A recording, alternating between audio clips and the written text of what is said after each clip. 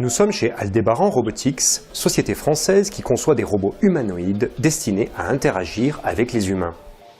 Aldébaran a ainsi créé Nao, robot capable d'apprentissage, vendu à 7000 exemplaires dans des écoles, des laboratoires et des entreprises du monde entier. Mais depuis 2009, un projet plus ambitieux encore voit le jour. Un programme mené en secret avec 15 partenaires publics et privés pour un budget de 20 millions d'euros. Son nom, Roméo. Bonjour, je m'appelle Roméo, je suis heureux de passer sur universcience.tv. Je suis la plateforme de recherche d'Aldébaran Robotics et aujourd'hui j'accueille les clients dans mon café. Entièrement tourné vers l'assistance aux personnes, Roméo a bénéficié des toutes dernières avancées de la robotique en termes de perception, contrôle du mouvement et interaction. Tu as raison, assis-toi et profite. Alors Roméo est un robot humanoïde, donc d'1,40 m de haut, 40 kg, avec à peu près une quarantaine de degrés de liberté, c'est-à-dire d'articulation motorisée. Puis après, grâce à son équipement capteur, ses micros, ses caméras et quelques capteurs tactiles aussi, il détecte instantanément le besoin, l'envie de communiquer et il va pouvoir répondre quand on lui parle, nous suivre du regard, détecter nos émotions. Avec tout cet équipement, Roméo est capable de marcher, il est capable de se déplacer, d'attraper des objets, de suivre les gens du regard. Voilà, et donc c'est vraiment un objet qui a été conçu pour interagir dans le même monde que le nôtre. C'est la raison de sa taille. En fait, on a imaginé sa taille pour que son bras puisse attraper des objets sur une table, éventuellement dans un placard. Et grâce à ses mouvements de tête, à son regard, à ses formes tout en rondeur, voilà, la communication, l'interaction est très naturelle. Dès que les gens voient Roméo, malgré sa taille, les gens n'ont pas peur, s'approchent de lui, le touchent, lui parlent. Pour pouvoir un jour assister des personnes handicapées ou âgées, Roméo a été soumis à des impératifs de sécurité particulièrement poussés.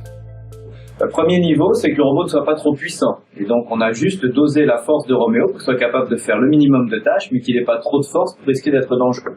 Chaque effort que le robot exerce sur son environnement est contrôlé, mesuré et testé par rapport au geste en cours. Et si l'effort est trop grand, le robot va s'arrêter de bouger.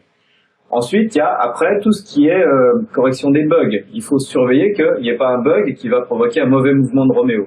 Et pour ça, on commence à étudier des méthodes de développement informatique issues de l'aéronautique, du nucléaire, de l'automobile, pour s'assurer que le robot se comporte toujours exactement comme on l'a voulu. À ce jour, 7 exemplaires de Roméo ont été fabriqués. Ils se perfectionnent dans des laboratoires de recherche français et européens, comme ici à Rennes, où le robot améliore ses performances motrices. Ce que nous cherchons à effectuer ici, c'est contrôler les mouvements de Roméo pour, par exemple, faire de la saisie d'objets à partir de ce qu'il voit. La première phase, c'est de détecter, de localiser dans l'image l'objet d'intérêt, donc ici une boîte. Une fois que cette boîte est localisée, Roméo va contrôler les mouvements de sa tête et ensuite, par asservissement visuel, piloter le bras de manière à l'amener, enfin surtout la main, de manière à amener la main à proximité de la boîte pour pouvoir saisir l'objet et ensuite le présenter à un humain qui est donc détecté dans l'image par Roméo et donner la boîte à cette personne. Pas assez autonome pour l'instant, Roméo doit encore perfectionner sa perception et sa locomotion. Dès qu'un robot sera capable de naviguer au sein d'un environnement non contraint et sera capable de manipuler les objets qui le constituent, eh bien alors on se rapproche de systèmes d'aide à la personne. Bonjour Pepper. Salut, mon nom est Pepper. C'est un plaisir de te rencontrer. Vision utopique, pas si sûre. D'ailleurs, le robot Pepper, récemment développé par Aldébaran pour le japonais SoftBank, montre déjà la voie. Qui est Roméo? Roméo est un ami. Pour le moment, il apprend encore à marcher, mais il fait des progrès. Pepper a bénéficié des progrès de Roméo. Il sait détecter nos émotions, évaluer notre âge et échanger des phrases simples avec nous. Alors, quelle pourrait être demain la place de ces robots d'assistance dans nos sociétés? Alors pour nous, les robots, à notre avis, vont devenir des compagnons quotidiens. Et c'est vous qui doserez. Est-ce qu'ils sont très présents? Est-ce qu'ils sont un petit peu présents? Et ce que nous on veut, c'est un robot qui prenne exactement la place qu'on attend de lui.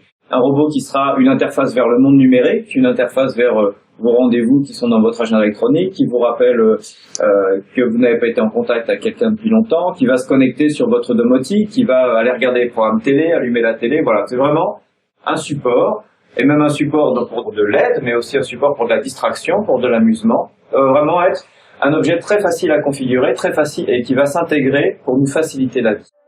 Question: serons-nous prêts à accepter de tels compagnons pour nous et pour nos proches?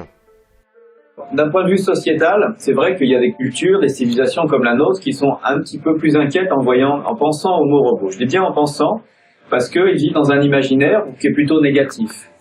Mais nous, on s'aperçoit que quand les gens rencontrent nos robots, tout leur imaginaire négatif disparaît. Et donc en fait, c'est juste une question d'éducation, de culture. Quand les gens voient des robots comme cela, ils n'ont plus peur. À nous de décider collectivement de la place que nous ferons demain aux robots humanoïdes, accueil, assistance ou simple compagnie. Seule certitude, Roméo et ses compagnons, eux, se tiennent déjà prêts.